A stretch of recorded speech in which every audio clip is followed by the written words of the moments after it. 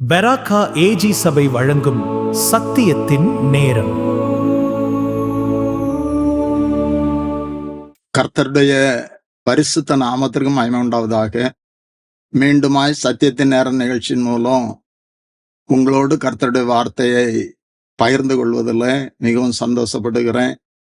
இந்த நாள் இரவில் கர்த்தர் நமக்கு தேவையான வார்த்தைகளை தந்து நம்மை ஆசீர்வதிப்பாராக. செய்திக்கு ஆதாரமாக எபிரேயர் 12ஆம் அதிகாரம் 1வது வசனத்தை நாம் எடுத்துக்கொள்ளலாம்.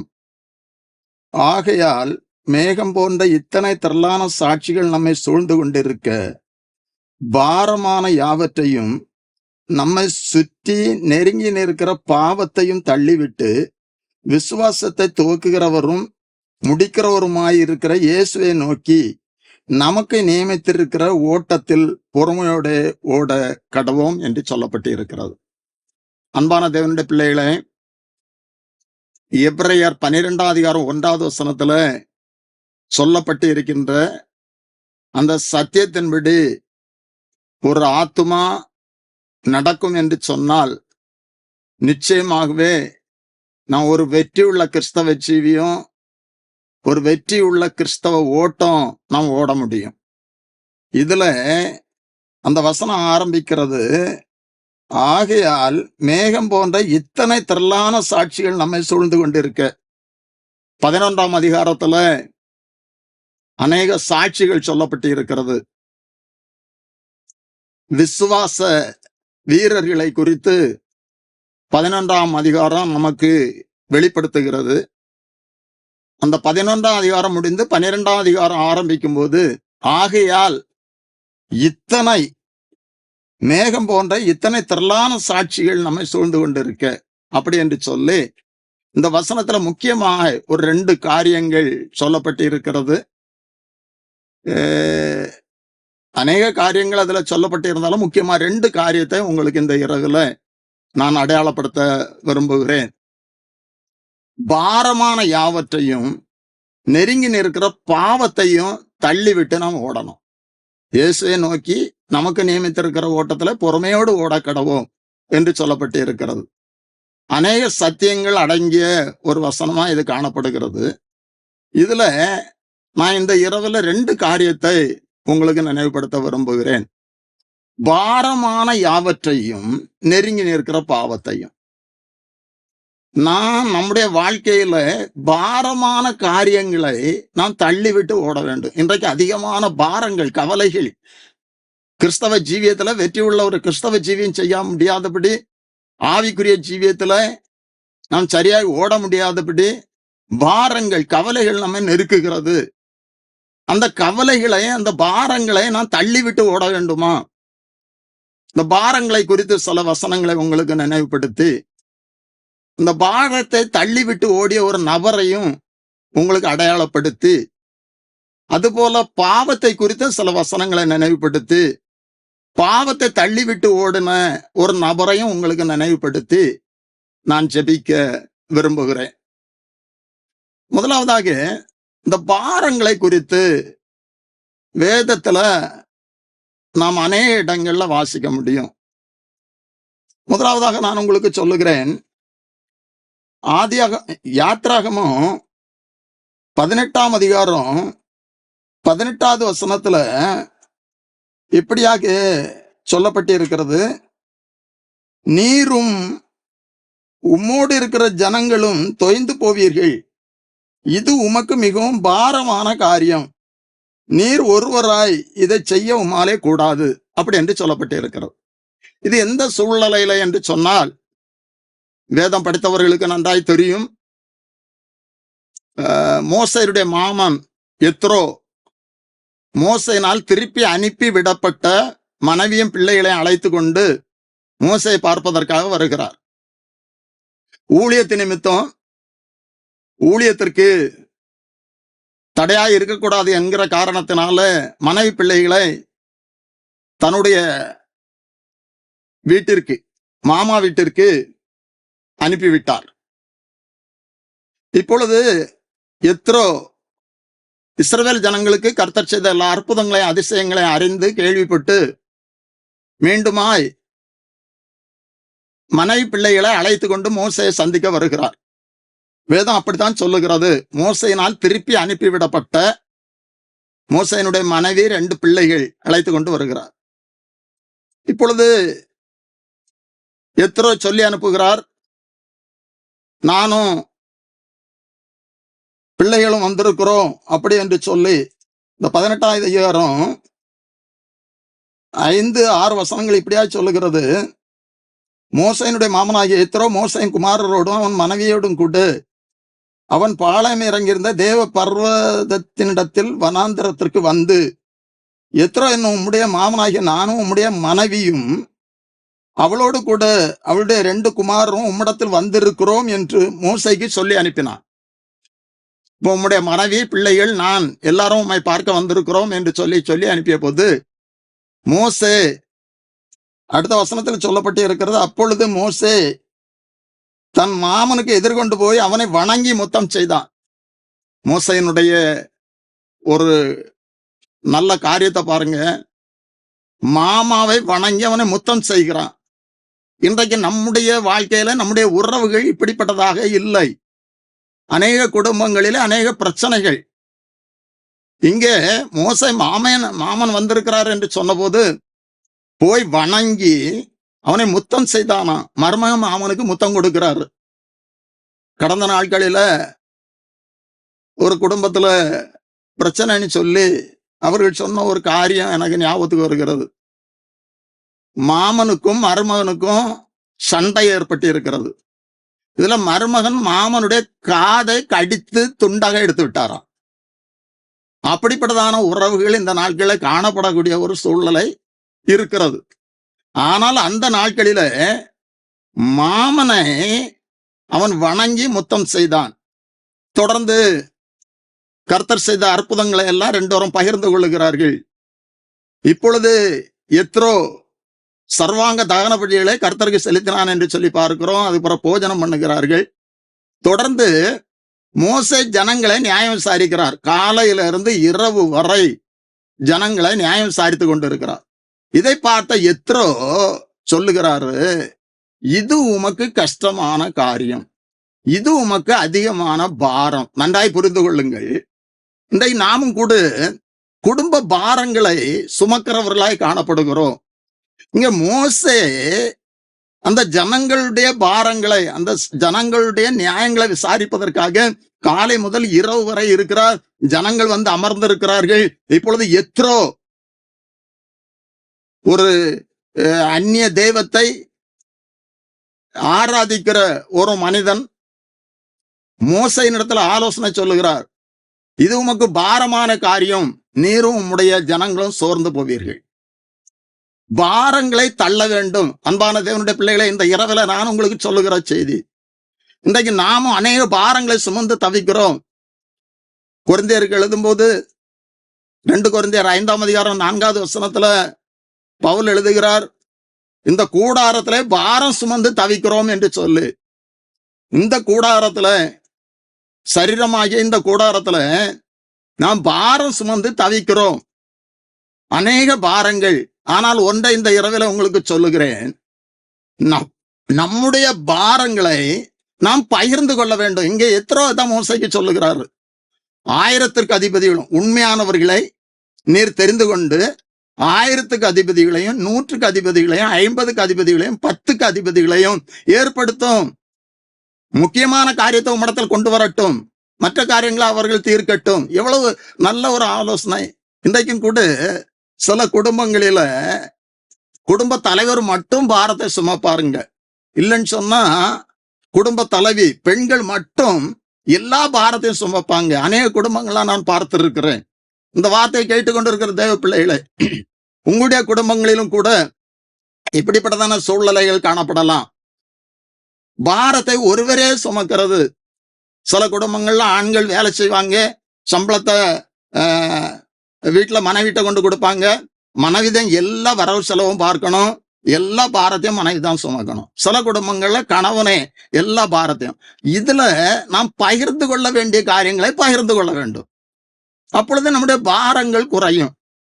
இன்றைக்கு அநேக குடும்பங்கள் இப்படியாக காணப்படுகிற நான் உங்களுக்கு ஒரு ஆலோசனையாக சொல்லுகிறேன். நானும் கூட சில வேளைகளில இதை சிந்தித்து இருக்கிறேன். நான் அநேக காரியங்களை நானே சுமப்பேன். எங்க குடும்பத்துல சொல்லுவாங்க, எல்லாம் நீங்களே செய்யறதா இருந்தா உங்களுக்கு கஷ்டம், பிள்ளைகளிடத்துல சொல்லுங்க, பிள்ளைகளும் அதை செய்வார்கள் என்று சொல்லி நம்முடைய குடும்ப பாரங்களை நாம் பகிர்ந்து கொள்ள வேண்டும். அன்று எத்திரோ மூலம் மோசைக்கு சொன்ன ஆலோசனை, நீர் சோர்ந்து போவீர், இது உமக்கு பாரமான காரியம்.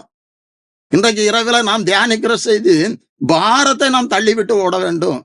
இங்கே அப்படியே மோசே செய்கிறார். இப்படிப்பட்டதான ஒரு அனுபவத்திற்கு இந்த நாளிலே நாமும் நம்மை ஒப்பு கொடுக்க வேண்டும். தொடர்ந்து நம்ம பார்ப்போம்னு சொன்னா, மோசேனுடைய வாழ்க்கையில என்ன ஒரு சூழ்நிலையில என்னாகமம் 11ஆம் அதிகாரம் 14வது வசனத்துல, இந்த ஜனங்கள் எல்லாரையும் நான் ஒருவனாய் தாங்கக்கூடாது, எனக்கு இது மிஞ்சின பாரமாய் இருக்கிறது. அங்கு எத்ரோ மோசையிட சொன்னாரு, இங்க மோசே கர்த்தரிடத்துல சொல்றாரு. இங்க இஸ்ரவேல் ஜனங்கள் இறைச்சிக்காக அழுது கொண்டு இருக்கிறார்கள். அவர்கள் எப்பொழுதும் முறுமுறுக்கிற ஒரு அனுபவத்துல காணப்பட்டார்கள். இங்கே மன்னாவை புசித்து எங்களுக்கு வெறுப்பாய் இருக்கிறது, எங்களுக்கு இறைச்சி வேண்டும் என்று சொல்லி அழுகிறார்கள். மோசே புருஷர்கள் மட்டும் 6 லட்சம் பேர், இவர்களுக்கு இறைச்சிக்கு நான் என்ன செய்வேன் என்று சொல்லி மோசே மிகவும் வேதனைப்படுகிறார். இது எனக்கு பாரமான காரியம், என்னால் ஒன்றுமே செய்ய முடியாது, என்னை கொன்று போடும் என்று சொல்லி மிகவும் வேதனையோடு இங்க மோசே காணப்படுகிறார். இப்பொழுது கர்த்தர் சொல்லுகிறாரு மோசே இடத்துல, நீ மூப்பர்கள்ல 70 பேரை தெரிந்து கொண்டு நீ ஆசரிப்பு கூடாரத்துல கடந்து வா அப்படி என்று சொல்லுகிறாரு. 18வது வசனத்துல 16வது வசனத்துல, அப்பொழுது கர்த்தர் மோசேயை நோக்கி, இஸ்ரவேல் ஜனங்களுக்கு மூப்பரும் தலைவருமானவர்கள் இன்னார் என்று அறிந்திருக்கிறாயே, அந்த மூப்பரில் 70 பேரை கூட்டி அவர்களை ஆசரிப்பு கூடாரத்தினிடத்தில் அங்கே உன்னுடைய கூட வந்து நிற்கும்படி செய், நான் வந்து உன்னிடத்தில் இருக்கிற ஆவியை அவர்கள் மேல் வைப்பேன் என்று சொல்லுகிறார். இங்கே அந்த பாரம் பகிர்ந்து கொள்ளப்படுகிறது.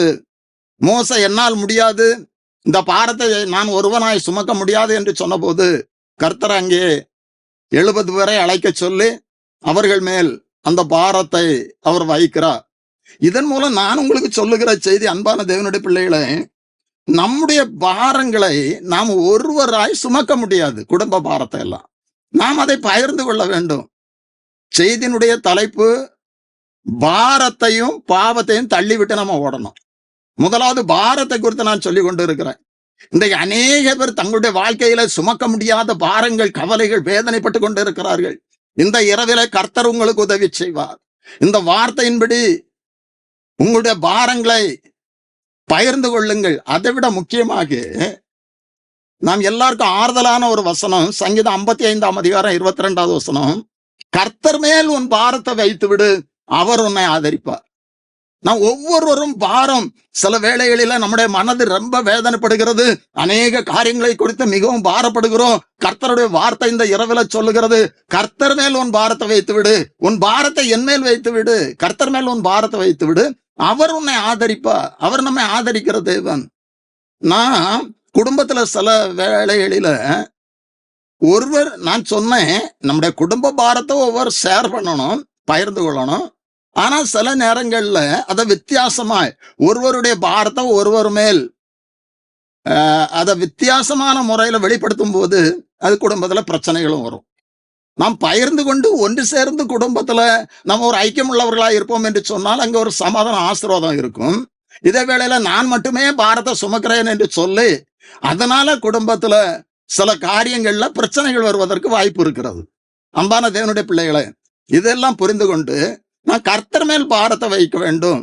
இவன் யோபனுடைய வாழ்க்கையில பார்ப்போம் என்று சொன்னால், யோபு 6ஆம் அதிகாரம் 3வது வசனத்துல அவருடைய பாரம் கடற்கரை மணலை பார்க்கிலும் அதிகமா இருந்ததாம்.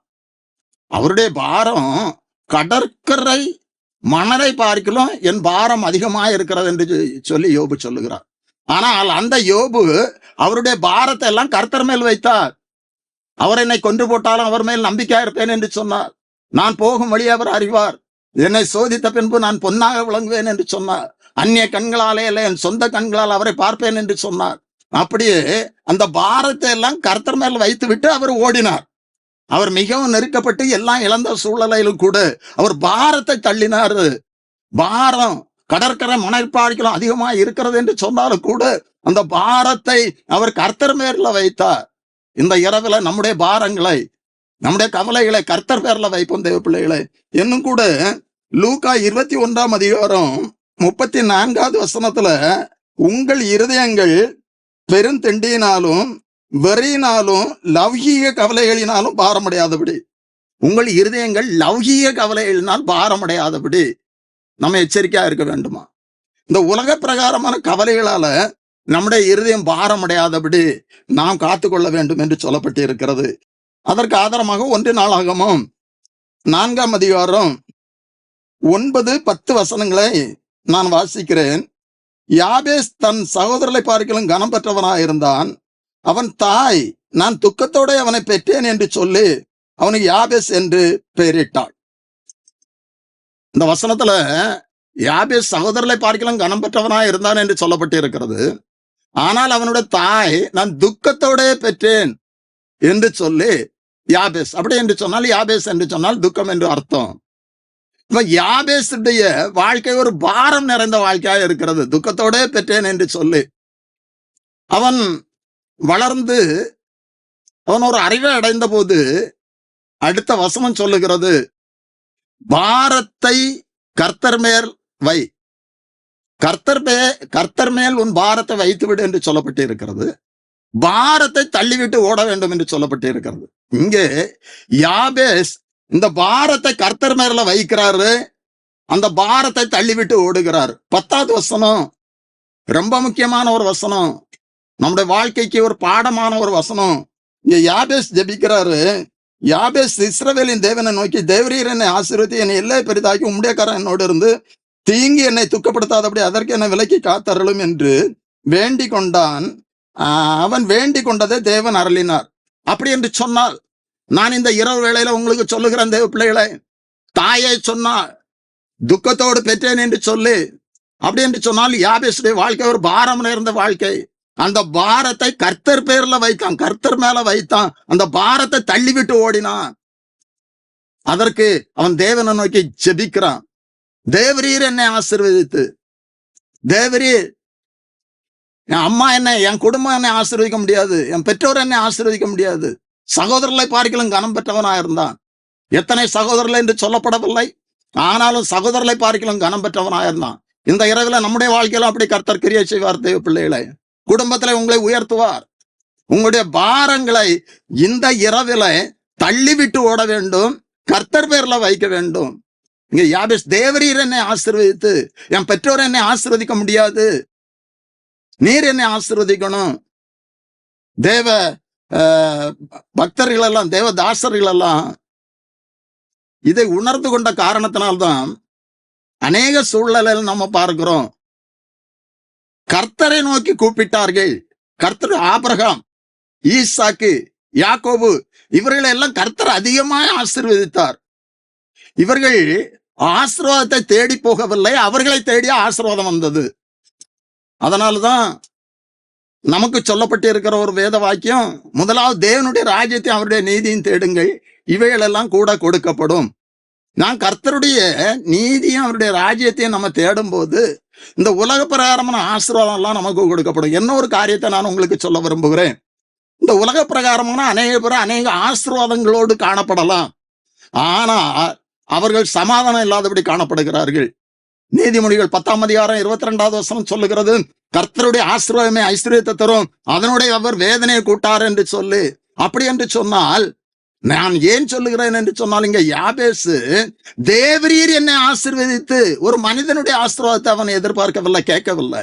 தேவரீர் என்னை ஆசீர்வதித்து என் எல்லையை பெரிதாக்கி அநேக காரியங்களை சொல்றார். முக்கியமா அதுல 4 காரியங்களை அவர் அதுல சொல்லுகிறார். தேவரீர் என்னை ஆசீர்வதிக்கணும், கர்த்தர் அவனை ஆசீர்வதித்தார். ஆபிரகாம், ஈசாக்கு, யாக்கோபு முற்பிதாக்கள் அப்படிப்பட்டதான ஒரு ஒரு ஒரு வாஞ்சையில காணப்பட்ட காரணத்தினால ஆபிரகாமுடைய ஆஸ்தி பூமி தாங்கிக் கொள்ளக்கூடாதபடி இருந்தது என்று சொல்லப்பட்டு இருக்கிறது. ஆபிரகாம் ஆஸ்தை விரும்பாவிட்டாலும் கூட ஒரு சூழ்நிலையில சோதோம் ராஜா ஜனங்களை எனக்கு தாரும் பொருட்களை நீர் எடுத்துக்கொள்ளும் என்று சொன்னபோது, நீர் என்னை ஐஸ்வர்யவான் ஆக்கினேன் என்று சொல்லாதபடி என் கரங்களை தேவனுக்கு நேராய், நான் கர்த்தருக்கு நேராய் உயர்த்துகிறேன் என்று சொல்லுகிறார். பொருளை விரும்பாத ஆபிரகாம், ஒரு மனிதன் மூலம் ஆசீர்வதிக்கப்பட விரும்பாத ஆபிரகாம், ஆபிரகாமுடைய ஆஸ்தி பூமி தாங்கிக் கொள்ளக்கூடாதபடி இருந்தது. இந்த இரவில் நான் உங்களுக்கு சொல்லுகிறேன் தேவ பிள்ளைகளே, ஒருவேளை நீங்கள் தரித்திர நிலைமையிலே காணப்படலாம், உங்களுடைய வாழ்க்கையில அநேக ஆசீர்வாதங்கள் தடைபடலாம். இந்த இரவில் அந்த தடைகள் எல்லாம் கர்த்தர் மாற்றி உங்களை அவர் ஆசீர்வதிப்பார். ஆனால் யாபேசை போன்று நம்முடைய பாரங்கள் எல்லாம் அவருடைய பாதத்துல, அவருடைய சமூகத்துல வைப்போம். அந்த பாரங்களை எல்லாம் தள்ளி விட்டு நாம ஓடுவோம். இங்க யாபேஸ் ஜெபிக்கிறாரு, தேவரீர் என்னை ஆசீர்வதித்து என் எல்லையை பெரிதாக்கி. அவர் எல்லையை பெரிதாக்குகிறவர். ஏசாயா 54ஆம் அதிகாரம் 2-3 வசனங்களை நாம் படிக்கும்போது, நீ வலது புறம் இடது புறத்திலும் இடங்கொண்டு பெருகுவாய் என்று சொல்லப்பட்டு இருக்கிறது.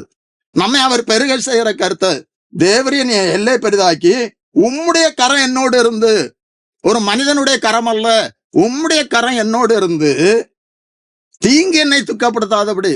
உம்முடைய இஸ்ராவோடு கர்த்தருடைய கரம் இருந்த காரணத்தினால வேத வசனம் தெளிவா சொல்லு. இஸ்ரா 7ஆம் அதிகாரம் 6வது வசனத்துல, 9வது வசனத்துல, 28வது வசனத்துல நாம படிக்கும்போது, இஸ்ராவோடு கர்த்தருடைய கரம் இருந்த காரணத்தினால் ராஜாவிடத்துல வேண்டிக் கொண்டதெல்லாம் ராஜா கட்டளையிட்டார் என்று சொல்லி பார்க்கிறோம். கர்த்தருடைய கரம் நம்மோடு இருக்கும் என்று சொன்னால், ஒரு மனிதன் மூலம் நமக்கு ஒரு தேவை சந்திக்கப்பட வேண்டும் என்று சொன்னால் கர்த்தர் கிரியை செய்வார். யாரோடு பேசணுமோ அவர் பேசுவார். இந்த இரவுல நான் உங்களுக்கு சொல்லுகிறேன் தேவ பிள்ளைகளை, அவருடைய கரம் நம்மோடு இருந்தால் போதும்.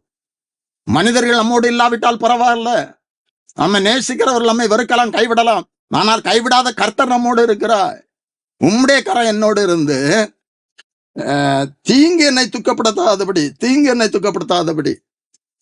செப்பனியா 3ஆம் அதிகாரம் 15வது வசனம் சொல்லுகிறது, இனி தீங்கை காணாதிருப்பாய், தீங்கு என்னை துக்கப்படுத்தாதபடி.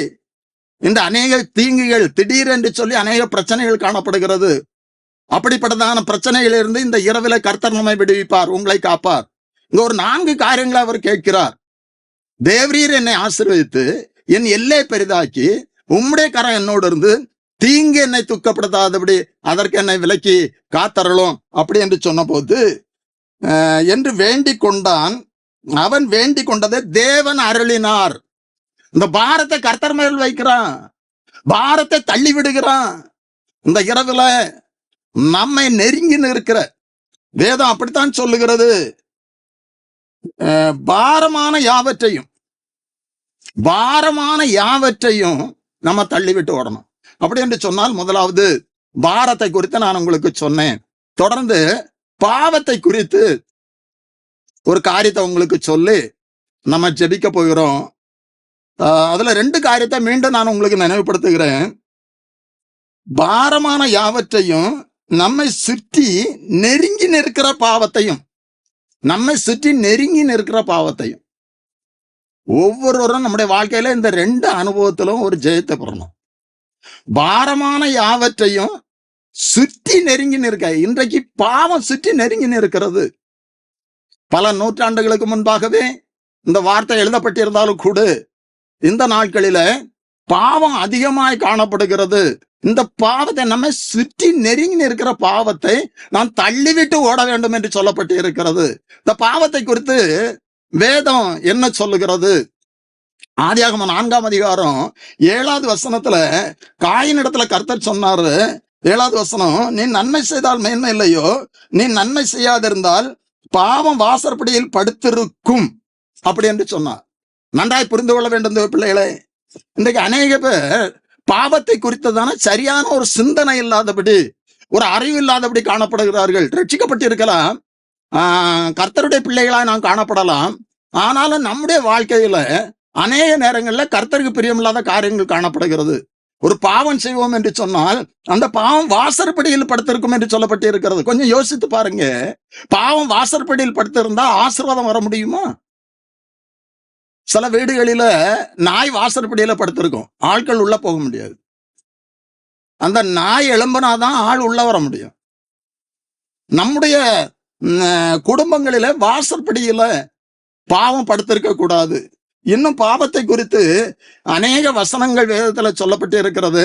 என்னாகமம் 32:23 பாவம் தொடரும் என்று சொல்லப்பட்டு இருக்கிறது. நாம் செய்கிற பாவங்கள், இந்த பாவத்தை மன்னிக்கத்தான் இயேசு கிறிஸ்து இந்த உலகத்துல வந்தார், ரத்தம் சிந்தினார். தன் பாவங்களை மறைக்கிறவன் வாழ்வடைய மாட்டான், அதை அறிக்கை செய்து விட்டு விடுகிறவனோ இரக்கம் பெறுவான் என்று சொல்லப்பட்டு இருக்கிறது. நம்மிடத்துல ஒரு பாவம் இருக்கும் என்று சொன்னால் நாம் உணர்த்தப்படுவோம் என்று சொன்னார். இந்த இரவு வேளையில அன்பான தேவனுடைய பிள்ளைகளை அன்போடு உங்களை கேட்டுக்கொள்ளுகிறேன். உங்களுடைய இருதயங்கள்ல இந்த இரவுல ஏதாவது ஒரு காரியம் உணர்த்தப்பட்டா நீங்க அறிக்கை செய்யுங்க, கர்த்தரிடத்துல மன்னிப்பு கேளுங்க. இந்த பாவம் மன்னிக்கப்படும். நமக்காக, நம்முடைய பாவங்களுக்காக, நம்முடைய பாவங்களை மன்னிப்பதற்காக அவர் சிலுவை சுமந்தார், ரத்தம் சிந்தினார். அந்த ரத்தம் நம்முடைய பாவங்களில் இருந்து நம்மை கழுவி சுத்திகரிக்கிறது. இன்னும் கூட ஏசாயா 59:2 நம்முடைய பாவம் அவர் நமக்கு செவி கொடுக்க கூடாதபடி, நம்முடைய ஜெபம் கேட்க கூடாதபடி தடை பண்ணுகிறது என்று சொல்லப்பட்டு இருக்கிறது. எரேமியா 5:25 நன்மை வர ஒட்டாதபடி பாவம் தடை பண்ணுகிறது என்று சொல்லப்பட்டு இருக்கிறது. யோபு 20:11 இந்த வால வயதின் பாவம் மண்ணோடு படுத்துக்கொள்ளும் என்று சொல்லப்பட்டு இருக்கிறது. இப்படியாக பாவத்தை குறித்து அநேக வசனங்கள், என்ன எசேக்கியேல் 18:20 பாவம் செய்கிற ஆத்துமா சாகும் என்று சொல்லப்பட்டு இருக்கிறது. இப்படி பாவத்தை குறித்து அநேக வசனங்கள் வேதத்துல இருக்கிறது. இந்த பாவத்தை நம்மை சுற்றி நெருங்கி நிற்கிற பாவத்தை தள்ளிவிட்டு நாம் ஓட வேண்டும். நான் மீண்டும் சொல்லுகிறேன், 2 முக்கியமான காரியம் இந்த இரவுல நான் உங்களுக்கு சொல்லி கொண்டு இருக்கிறேன். நாம் கிறிஸ்தவ ஜீவியத்துல பாரமான யாவற்றையும் நம்மை சுற்றி நெருங்கி நிற்கிற பாவத்தையும் தள்ளிவிட்டு இயேசுவை நோக்கி நமக்கு நியமித்திருக்கிற ஓட்டத்துல பொறுமையோடு ஓட கடவும். ஒவ்வொருவருக்கும் ஒவ்வொரு பாதைகள் நியமிக்கப்பட்டு இருக்கிறது. அந்த பாதையில நம்ம பொறுமையோடு ஓட கடவும் என்று சொல்லப்பட்டு இருக்கு. இந்த பாவத்தை தள்ளிவிட்டு ஓடின ஒரு நபரை உங்களுக்கு நினைவுபடுத்த விரும்புகிறேன். நாம் எல்லாத்துக்கும் நன்றாக தெரியும், யோசேப்புடைய வாழ்க்கையில பாவம் மிகவும் நெருங்கி வந்தது. நாங்க எல்லாரும் அறிந்திருக்கிறோம். யோசேப்பு தன் சகோதரரை பார்க்க செல்லுகிறான். சகோதரர்கள் அவனை கொல்ல சதி ஆலோசனை பண்ணுகிறார்கள். சொப்பனக்காரன் வருகிறான், அவனை நான் கொன்று போடுவோம், சொப்பனம் எப்படி நிறைவேறும் பார்ப்போம் என்று சொல்லி அவனை கொல்லுவதற்காக ஆலோசனை பண்ணுகிறார்கள். ரூபன் மூலம் கர்த்தர் கொல்லாதபடி குழியில் தூக்கி போடப்படுகிறான். குழியில் இருந்து அவன் எடுத்து விற்கப்படுகிறான். வியாபாரிகள் இடத்துல, எகிப்திலிருந்து வந்த அந்த வியாபாரிகள் இடத்துல அவன் விற்கப்படுகிறான். யூதா அப்படியாக அவனை நாம் கொல்ல வேண்டாம், இந்த குழியில் இருந்து அவனை எடுத்து விற்று போடுவோம் என்று சொல்லி விற்று போடுகிறார்கள். இப்பொழுது போத்திபார் இடத்துல திரும்ப அவன் விற்கப்படுகிறான். போத்திபாருடைய வீட்டிலே இருக்கிறான். இந்த போத்திபாருடைய வீட்டில் இருக்கும்போது அவனோடு கர்த்தர் இருக்கிறார் என்று சொல்லி யோசேப்பு எந்த இடத்துல இருந்தாலும், போத்திபாருடைய வீட்டில இருந்தாலும் சிறைச்சாலையில் இருந்தாலும் யோசேப்பு கர்த்தரோடு இருந்தான், கர்த்தர் யோசேப்போடு இருந்தான். இதுல ஒரு சத்தியத்தை நான் உங்களுக்கு சொல்ல விரும்புகிறேன் தேவ பிள்ளைகளை. நான் உன்னை விட்டு விலகுவதும் இல்லை, உன்னை என்று கைவிடவும் இல்லை என்று சொல்லி கர்த்தர் சொல்லி இருக்கிறாரு. நான் நம்மை விட்டு விலகாதபடி இருக்க வேண்டும் என்று சொன்னால் நாம் அவரோடு இருக்கணும், அவர் நம்மோடு இருப்பார். அப்படியாக வசனம் சொல்லுகிறது, ஆதியாகமம் 39:3 கர்த்தர் அவனோடு இருக்கிறார் என்றும் அவன் செய்கிற யாவற்றையும் கர்த்தர் வாய்க்க பண்ணுகிறார் என்றும் அவன் எஜமான் கண்டு அந்த வீட்டுல ஒன்றையும் விளக்கவில்லை, எல்லாவற்றுக்கும் அதிகாரியாக வைத்திருக்கிறான். இப்பொழுது அந்த போத்திபாருடைய மனைவி அவன் மேல் கண் போட்டு என்று சொல்லப்பட்டு 7 சில நாள் சொன்ன பின்பு அவனுடைய எஜமானின் மனைவி யோசேப்பின் மேல் கண் போட்டு என்னோட சயனி என்றாள். இப்பொழுது அவர் தவறுக்கு தூண்டுகிறாள். ஆனால் நான் சுருக்கமாய் சொல்லுகிறேன், நம்ம எல்லாருக்கும் நன்றாக தெரிந்த பகுதி, பாவத்தை தள்ளிவிட்டு ஓட வேண்டும். ஓடின யோசேப்பை உங்களுக்கு அடையாளப்படுத்துகிறேன். இங்கே 9 இந்த வீட்டில் என்னிலும் பெரியவன் இல்லை, நீ அவருடைய மனைவியா இருக்கிறபடினால் உன்னை தவிர வேறொன்றையும் அவர் எனக்கு விலக்கி வைக்கவில்லை. இப்படி இருக்க நான் இத்தனை பெரிய பொல்லாங்குக்கு உடன்பட்டு தேவனுக்கு விரோதமாய் பாவம் செய்வது எப்படி என்றான். இந்த வீட்டுல என்னிலும் பெரியவன் ஒருவன் இல்ல. நான் ஒரு தவறு செய்தால், ஒரு பாவம் செய்தால் அது தேவனுக்கு விரோதமாய் செய்கிற பாவம். நம்முடைய வாழ்க்கையில அப்படித்தான் தேவ பிள்ளைகளை, நாம் ஒரு குற்றம் செய்தால், ஒரு தவறு செய்தால் தேவனுக்கு விரோதமாய் செய்கிற பாவம். நாம் தேவனுக்கு விரோதமாய் எப்படி பாவம் செய்வது என்று சொல்லி அவன் அதற்கு சம்மதிக்கவில்லை. ஆனாலும் ஒரு நாள் இப்படி இருக்கும்போது ஒரு நாள் அவன் தன் வேலை செய்வதற்கு வீட்டுக்குள் போனான். வீட்டு மனிதர்கள் ஒருவரும் வீட்டில் இல்லை. அப்பொழுது அவள் அவனுடைய வஸ்திரத்தை பற்றி பிடித்து என்னோட சைன் என்றாள். அவனோ தன் வஸ்திரத்தை அவள் கையில் விட்டு வெளியே ஓடி போனான். பாவத்தை தள்ளிவிட்டு ஓட வேண்டும். இங்க யோசேப்பு பாவத்தை தள்ளிவிட்டு ஓடுகிறான். சுற்றி நெருங்கி இருக்கிற பாவத்தை நன்றாய் புரிந்து கொள்ளுங்கள். 2 காரியத்தை நான் உங்களுக்கு அடையாளப்படுத்துகிறேன். பாரமான யாவற்றையும், நம்மை சுற்றி நெருங்கி இருக்கிற பாவத்தையும் நாம் தள்ளிவிட்டு ஓட வேண்டும். இங்கே யோசேப்பு அந்த பாவத்தை தள்ளிவிட்டு ஓடினான். அந்த வசனம் தெளிவாய் சொல்லுகிறது. அவனோ தன் வஸ்திரத்தை அவள் கையில் விட்டு வெளியே ஓடி போனான். தொடர்ந்து நடந்த காரியம் நமக்கு தெரியும்.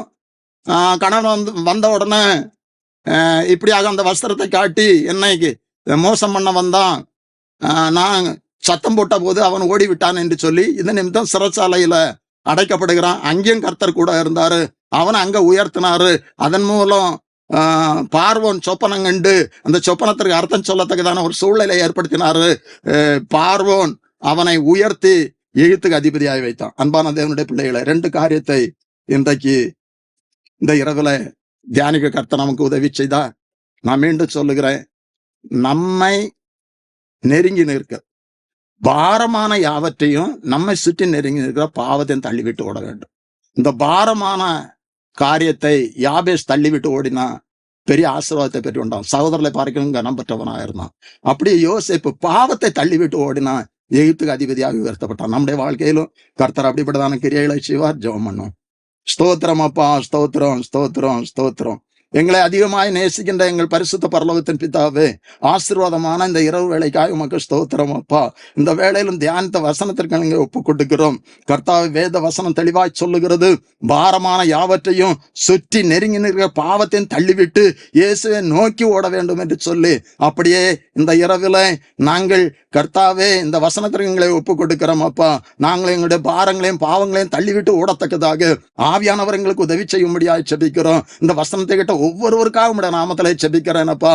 பாரத்தோடு இருக்கிற உடைய பிள்ளைகள் அந்த பாரத்தை தள்ளிவிட்டு ஓடத்தக்கதாக கர்த்தர் நீர் உதவி செய்யும்படியாக ஜெபிக்கிறோம். ஒவ்வொருடைய பாரத்தையும் உள்ளத்திலிருந்து நீர் எடுத்து போடும்படியாக ஜெபிக்கிறோம். யாபேசு பாரத்தை தள்ளிவிட்டு ஓடினா சகோதரரை பார்க்கலும் கனம் பெற்றவனா இருந்தானப்பா. அப்படியே யோசேப்பு பாவத்தை தள்ளிவிட்டு ஓடினா நாங்களும் எங்களுடைய வாழ்க்கையில பாவங்கள் நெருங்காதபடி நெருங்கி இருக்கிற பாவத்தை தள்ளிவிட்டு ஓடத்தக்கதாக கர்த்தர் எங்களுக்கு உதவி செய்யும்படியாக ஜெபிக்கிறோம். பாவத்தை தள்ளிவிட்டு ஓடினா யோசேப்பு எகிப்துக்கு அதிபதியாய் உயர்த்தப்பட்டானப்பா. அப்படியே இந்த இரவு வேளையில உம்முடைய பிள்ளைகளுக்கு ஆவியானவர் நேர் உதவி செய்யும்படியாய் பாரத்தையும் பாவத்தையும் தள்ளிவிட்டு ஓடி பெரிதான விடுதலை ஆசீர்வாதத்தை பெற்றுக்கொள்ள ஒவ்வொருவருக்கும் உதவி செய்யும்படியாக ஜெபிக்கிறோம். பாரத்தோடு இருப்பவர்கள் சமாதானத்தை கொடும். பலவீனத்தோடு இருக்கிற ஒவ்வொருவரை நேர் இந்த இரவு வேளையில தொடும்படியாக ஜெபிக்கிறோம். வியாதிகள் இயேசுவின் நாமத்தில் மாறும்படியாக ஜெபிக்கிறேன் அப்பா. குடும்பங்களை உம்முடைய கரத்திலே தருகிறேன். குடும்பத்தின் பிள்ளைகளை, குடும்பத்தின் காரியங்கள் எல்லாம் ஆசீர்வதியும். மீட்பர் இயேசு கிறிஸ்துவின் ஜெபிக்கிறோம் நல்ல பிதாவே, ஆமென்.